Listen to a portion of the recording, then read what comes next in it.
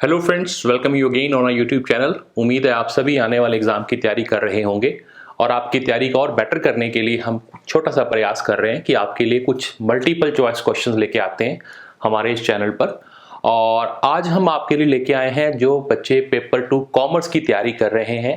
तो commerce students के लिए हमने एक एमसीक्यू सीरीज स्टार्ट की हुई है और आज हम इस एमसीक्यू सीरीज का part number 51, it means we have already launched 50 series.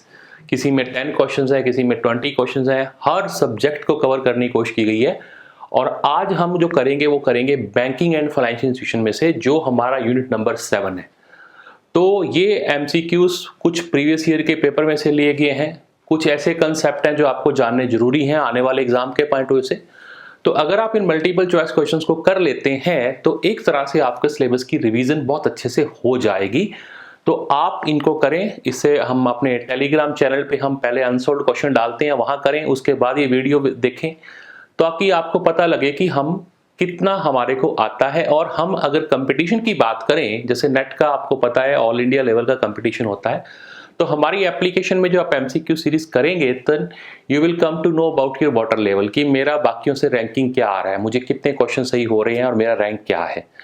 तो आप उसमें विजिट करें हमारे टेलीग्राम चैनल पे, नीचे आपको लिंक मिलेगा डिस्क्रिप्शन में। और इसके अलावा कोई डिटेल आपको चाहिए हो रिगार्डिंग एडमिशन और एनी काइंड ऑफ हेल्प, तो नीचे दिए गए नंबर में आप बात कर सकते हैं, व्हाट्सएप कर सकते हैं। तो चलिए हम स्टार्ट करते हैं आज का MCQ series. As I said, this is from banking and financial institutions. तो come to the number 1 question. एक वर्ड आपने सुना होगा, कंजोर्टियम। बैंकिंग सेक्टर में एक वर्ड आता है consortium advances. Advances basically banking sector की सबसे बड़ी एसेट बैंक्स की होती है कि वो पब्लिक को लोन देता है, कॉर्पोरेट बोरोर्स को लोन देता है।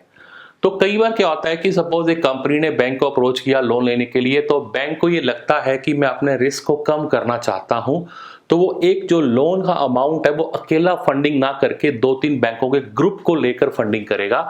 This is called consortium advances. Means एक बैंक लोन ना देकर ज्वाइंटली 2-3 बैंक मिलकर लोन देगी उस पार्टी को, और उसको नाम हम देते हैं कंजोर्टियम एडवांसेस। तो आपको दिए गए ऑप्शन में देखेंगे तो आपका राइट आंसर आएगा C, this is joint financing by more than 1 bank. Financing तो कर रहे हैं पार्टी को, एक बैंक नहीं कर रहा, कई बैंक मिलकर कर रहे हैं। ठीक है जी। देन आता है सेकंड, बहुत सिंपल, बहुत इंपॉर्टेंट, सीबीएस। एक टर्म आज की डेट में बैंकिंग सेक्टर में बहुत ज्यादा यूज हो रही है पिछले कुछ सालों से, और आपसे सिर्फ ये पूछा गया इसका फुल फॉर्म क्या है। This is called core banking solution. Core banking solution में आजकल सभी बैंक, सभी ब्रांचेस डिजिटलाइज हो चुकी हैं और आपको पहले की तरह ऐसा नहीं है कि आज आपने चेक प्रोड्यूस किया, आउटस्टेशन चेक है, 4 दिन बाद क्लियर होगा। तो कोर बैंकिंग सोल्यूशन आने से इंटरनेट की वजह से कनेक्टिविटी बढ़ गई है और काफ़ी चीज़ें, खासकर जो बैंक्स में चेक्स का क्लियरिंग सिस्टम है, बड़ा फास्ट वे में काम कर रहा है। उसके बाद थर्ड पॉइंट में आते हैं, which of the following types of accounts are known as demat account. Demat आपने वर्ड सुना होगा, this is called dematerialization. Materialization होता है भौतिकरण। जैसे आपने यूजी नेट पास किया, आपने एमकॉम पास की, आपने एमए क्लियर किया, बीए क्लियर किया, आपको एक फिजिकल सर्टिफिकेट मिला होगा जो आपकी डिग्री के फॉर्मेट में होगा।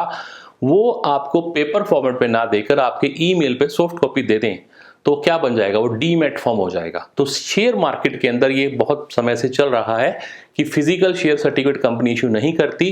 कंपनी क्या करेगी, आपको एक अकाउंट खुलाना पड़ता है, ठीक है, और आपके जो डीमैट अकाउंट होगा उसके अंदर इलेक्ट्रॉनिक फॉर्मेट में आपका शेयर कितने आपके पास होल्डिंग है वो एज ए सर्टिफिकेट आपके अकाउंट में आ जाएगा, उसको बोलते हैं डीमैट अकाउंट। तो दिए गए ऑप्शन में आप देखें तो मैं टू द पॉइंट बात करूंगा, तो right answer will be the C, accounts in which shares of various companies are traded in electronic format. ठीक है जी, ई फॉर्मेट में आपके शेयर ट्रेडिंग होते हैं, किस अकाउंट में, डीमैट। ठीक है, मान लो आपने आईपीओ लगाना है किसी कंपनी का, तो आपको डीमैट अकाउंट चाहिए होगा। उसके बाद सेकेंडरी मार्केट में ट्रेडिंग करनी है तो एक ट्रेडिंग अकाउंट भी चाहिए होता है। तो पहले हम आते हैं इस पे डीमैट पे। आते हैं नेक्स्ट क्वेश्चन में। ये टर्म बहुत सुनी होगी आपने आज की डेट में, क्रिप्टो करेंसी। क्रिप्टो करेंसी क्या होता है, पहले मैं आंसर की बात करता हूं। ऑप्शंस गिवन है, plastic money, no plastic money. तो हम किसको बोलते हैं, जो डेबिट और क्रेडिट कार्ड होते हैं हमारे, उसको प्लास्टिक मनी बोलते हैं।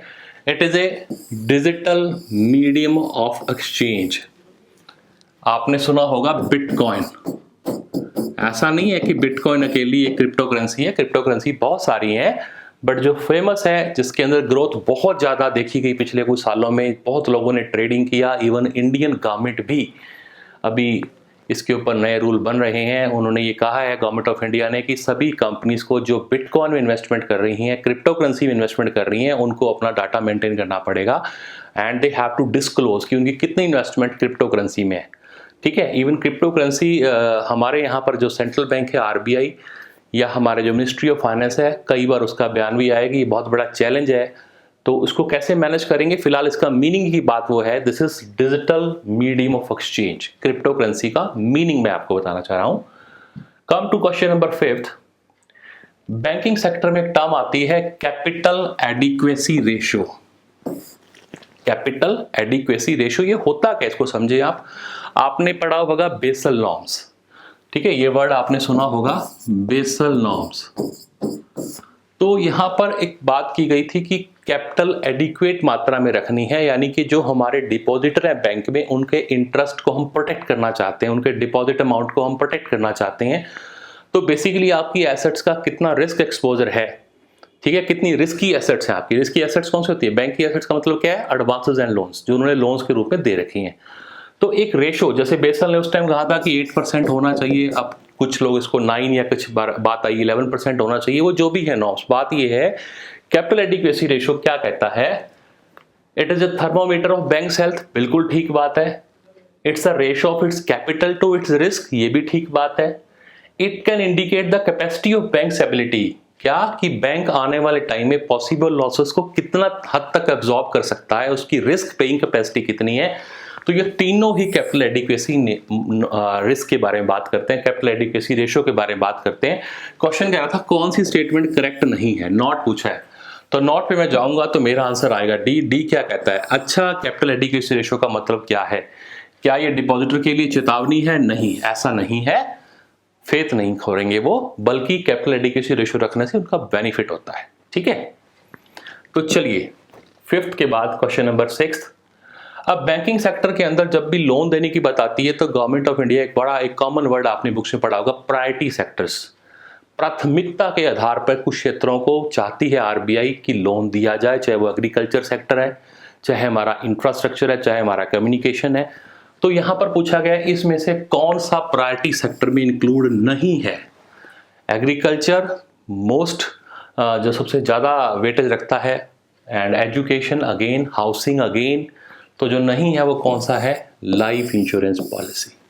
प्रायोरिटी सेक्टर वर्ड से इसका कोई लेना देना नहीं है, तो राइट आंसर क्या रहेगा, डी।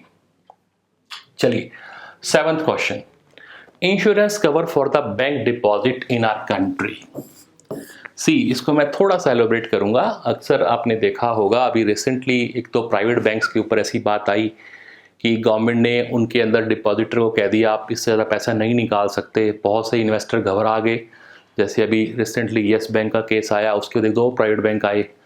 तो बेसिकली होता क्या है कि आप और हम जो पैसा बैंक में डिपॉजिट करते हैं, क्या उसके ऊपर कोई इंश्योरेंस होता है। तो उसको गवर्न करने के लिए एक हमारे यहाँ अथॉरिटी है, उसको बोलते हैं DICGC। DICGC मीन्स कि जो आपने डिपॉजिट किया हुआ है, क्या उसके लिए कोई इंश्योरेंस है। तो यहां पर DICGC का फुल फॉर्म क्या है, deposit insurance credit guarantee corporation. तो ये एक संस्था है हमारी कंट्री में जो क्या करती है, इंश्योरेंस कवर करती है। पहले ये 1 लाख रुपए का इंश्योरेंस था और रिसेंटली अभी चेंज हुआ है, ये कितना, 5 लाख। तो ये क्वेश्चन आपके एग्जाम पॉइंट से इंपॉर्टेंट है, यानी आपका और मेरा अगर कोई सेविंग अकाउंट है तो 5 लाख रुपए तक की इंश्योरेंस की गारंटी ये कंपनी देती है। मान लो मेरे अकाउंट में अगर सपोज 4,80,000 ही हो तो वो सारा सिक्योर्ड होगा, ठीक है ना, अप टू 5 लाख तो सारा ही होगा। हाँ, अगर 6 लाख होंगे तो 5 लाख ही मेरा सिक्योर्ड होगा, क्योंकि इसकी गारंटी कौन दे रहा है, DICGC। पहले ये 1 लाख रुपए थी, बट रिसेंटली कोविड-19 के बाद ये कितनी हो गई है, 5 लाख। ये गारंटी है डिपॉजिटर को, जो कौन दे रही है, एनसी, DICGC। चलिए 8th क्वेश्चन पे आते हैं। अब एक टर्म आपने सुनी होगी फंडिंग के लिए, आता है कमर्शियल पेपर्स। हमारे फाइनेंसिंग इंस्टीट्यूशंस होते हैं, वो क्या करते हैं, कमर्शियल पेपर्स के द्वारा पैसा रेज करते हैं। कौन करते हैं, बड़े बड़े कॉर्पोरेट्स, उनको आरबीआई से परमिशन मिलती है ये काम करने के लिए। तो कमर्शियल पेपर के फीचर्स दे रखे हैं आपको। पहली बात, इट्स एन अनसिक्योर्ड, बिल्कुल ठीक बात है। Commercial papers are totally unsecured instruments in the form of promissory note, बिल्कुल सही है ये।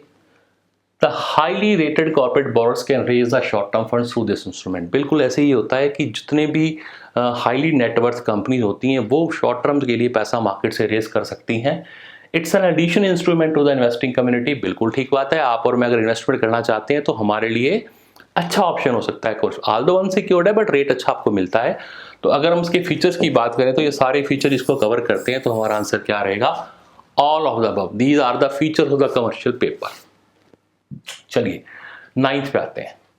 अब आपने क्रेडिट कंट्रोल वर्ड सुना होगा, या हमारा सेंट्रल बैंक जो रिजर्व बैंक ऑफ इंडिया है वो क्या काम करता है, तो उसके लिए देखा गया to control the credit and investment. हम चाहते हैं, यानी आरबीआई क्या चाहता है, मार्केट से कंट्रोल करना चाहता है किसको? पैसे को, क्रेडिट को और इन्वेस्टमेंट को। तो क्या करेगा?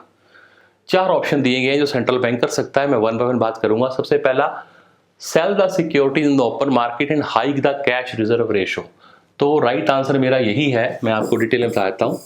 अगर आप सिक्योरिटी मार्केट्स को जो सिक्योरिटी आरबीआई के पास है उसको बैंक ओपन मार्केट में सेल कर देगा तो क्या होगा? मार्केट में फंड स्क्वीज हो जाएंगे, लोग इन्वेस्ट कर देंगे, क्योंकि आरबीआई ने इनको बोला हम सिक्योरिटी सेल कर रहे हैं, आप परचेज करें। और दूसरा, कैश रिजर्व रेशो को बढ़ाने से बैंक्स के पास कम पैसा बचेगा लैंड करने के लिए। तो दोनों कंडीशन मिला दें तो क्या होगा? मार्केट में क्रेडिट का कंट्रोल हो जाएगा। ठीक है, ये बैंकिंग के अंदर हम आरबीआई वाले चैप्टर में पढ़ते हैं। तो इसका राइट आंसर क्या रहेगा? A. And the last question is, 4 आपको संस्थाएं दे रखी हैं, उनके सामने इनका ईयर ऑफ एस्टेब्लिशमेंट है। ये बड़े कॉमन क्वेश्चन होते हैं मैच द फॉलोइंग में यूजीसी नेट के पॉइंट ऑफ व्यू से। तो 4 संस्थाएं कौन सी हैं? आईएफसीआई। आईएफसीआई की स्थापना कब हुई थी साहब? 1948 में। This is the first development institution, पहला डीएफआई डेवलपमेंट फाइनेंशियल इंस्टीट्यूशन था इंडिया का। कब खुला था? 1948 में। उसके बाद भी खुले, आईसीआईसीआई खुला, आईडीबीआई खुला, पर वो दोनों अब बैंक के रूप में आ चुके हैं। इसलिए यहाँ पर जो ऑप्शन मैंने रखा है वो रखा है ICICI bank, not institution. Institution तो ये 56 में बन गया था, पर बैंक कब बना? ये 1994 के अंदर आईसीआईसीआई बैंक की स्थापना हो गई। ठीक है। सिडबी आया साहब आपका 1990 के अंदर, small industrial development. And finally Exim bank कब आया साहब? 1982 में। तो अगर आप इस क्वेश्चन को ऑप्शन के साथ चाहेंगे तो आपका जो राइट आंसर रहेगा वो रहेगा 4th। क्यों रहेगा? 1 का 3, 2 का 4, सी का 2 एंड एक्सिम बैंक रहेगा 1982। तो 4th आंसर आपका राइट आंसर है। तो ये हमने 10 क्वेश्चन किए बैंकिंग के। उम्मीद है आपको अच्छे लगे होंगे। और स्टिल इफ़ यू फील कोई भी कमी है या कोई और इसमें बेटर कर सकते हैं तो कमेंट्स में आप ज़रूर कमेंट करें, कमेंट बॉक्स में। और टच में रहें। वीडियो को अच्छा लगे तो लाइक करें, शेयर करें अपने फ्रेंड्स के साथ, ताकि हम सभी यूजीसी नेट की तैयारी अच्छे से कर पाएँ। तो मिलते हैं आपसे नेक्स्ट वीडियो में। Thank you very much.